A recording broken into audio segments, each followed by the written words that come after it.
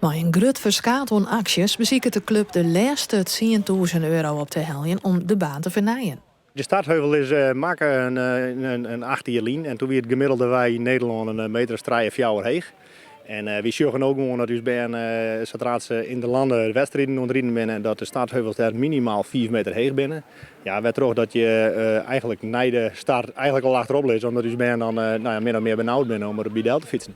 Het Olympisch succes van de BMX'ers in Tokio smaakt het ook in Friesland naar meer. Dat is uiteindelijk het doel. Net zozeer alleen het Olympisch succes, maar vooral het Nederlands succes, vooral in het zuiden van het land. Ja, dat wie ik meidewaan kennen als Friesland en dan met name als enigste fietscrossbaan van Friesland. Eenvoudig is dat net.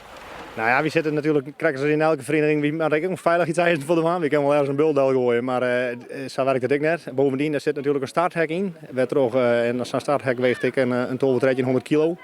Ja, die maakt net alleen maar lizenbluwen, maar ook lucht lizenbluwen.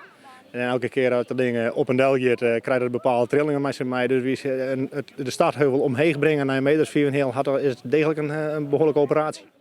Maar waar wit hel je daar een toekomstig Olympisch kampioen mee?